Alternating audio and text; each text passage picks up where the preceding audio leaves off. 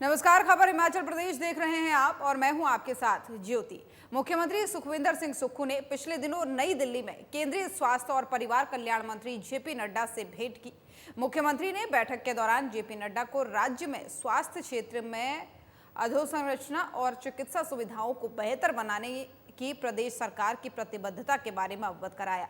मुख्यमंत्री ने राज्य के अस्पतालों में स्टेट ऑफ द आर्ट चिकित्सा प्रौद्योगिकी की आवश्यकता पर बल दिया ताकि प्रदेश के लोगों को आधुनिक चिकित्सा सुविधाओं के लिए प्रदेश के बाहर न जाना पड़े।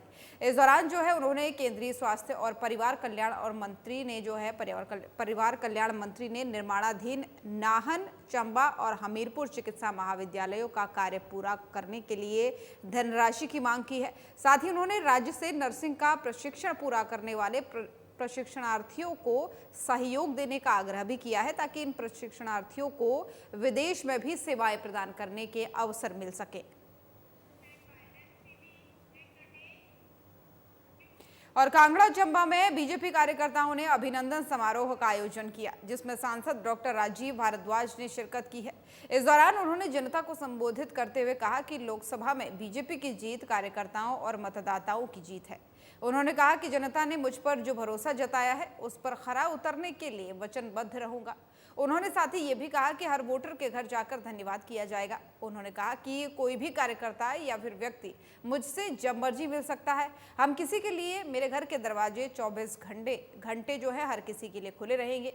इस दौरान उन्होंने कहा कि पठानकोट जोगिंद्रनगर रेलमार्ग पर रेलगाड़ियों की बहाली करवाना, पौंग झील को पर्यटन की दृष्टि से विकसित करवाना प्राथमिकता रहेगी। उन्होंने साथ ही ये भी कहा कि पठानकोट जोगिंद्रनगर रेलमार्ग को ब्रॉडगेज करने के लिए भी योजना बनाई जाएगी।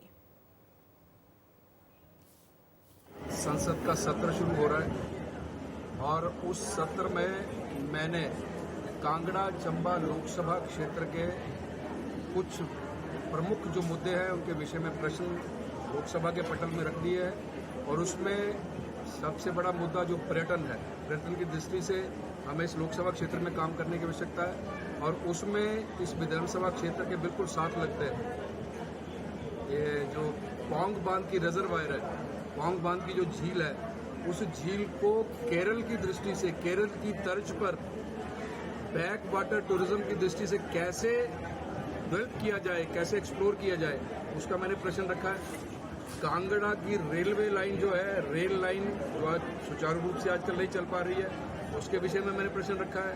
कांगड़ा की रेल लाइन को ब्रॉडगेज कैसे किया जाए, इसके संबंध में केंद्र की सरकार की क्या नीति है, उसके संबंध में हिमाचल सरकार की कैबिनेट में पटवारी और कानूनगो को जिला कैडर से स्टेट कैडर में बदला गया है।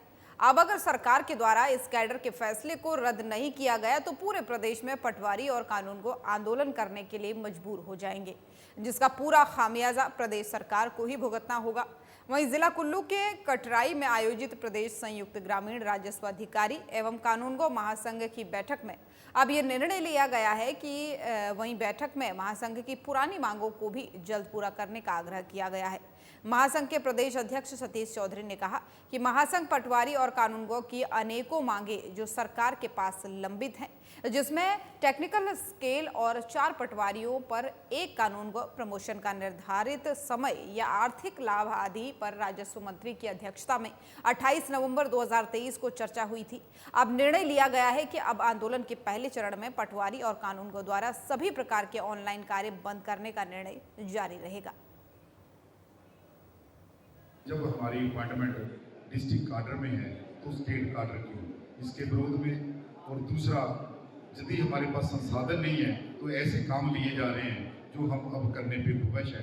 तो पूरी राज्य कार्यकारिणी में पूरे जिला के प्रतिनिधियों के विचार सुनने के उपरांत आज ये निर्णय लिया है कि हमने जो दिनांक 13 की वर्चुअल मीटिंग में लिया था कि हम अपने निजी फोनों से ऑनलाइन जो काम है वो छोड़ेंगे और जितने भी हमारे ग्रुप बने हैं व्हाट्सएप के, तहसीलदार, एसडीएम, जिलाधीश महोदय से उससे एग्जिट होंगे, उसको भी हम कंटिन्यू रखेंगे।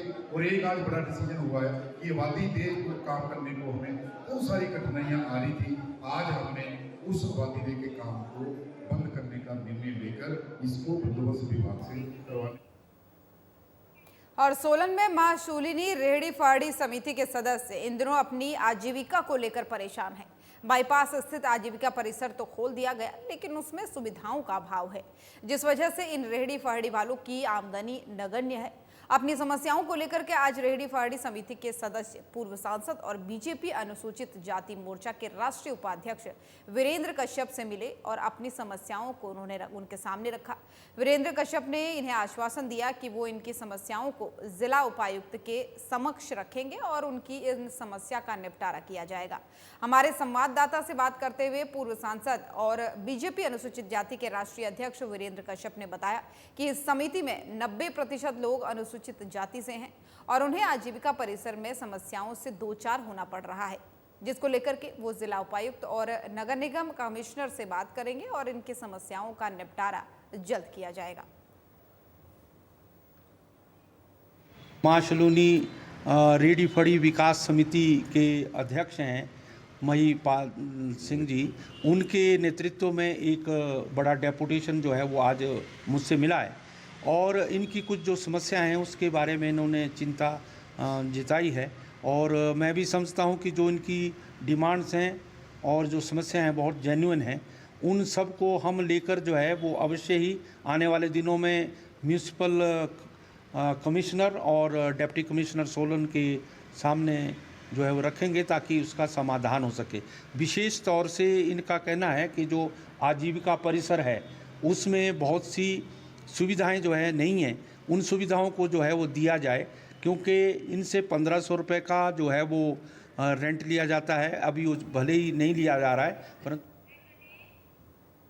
केंद्रीय ट्रेड यूनियन के आह्वान पर सीटू ने आज बीजेपी की केंद्र सरकार के खिलाफ प्रदेशव्यापी धरना प्रदर्शन किया है।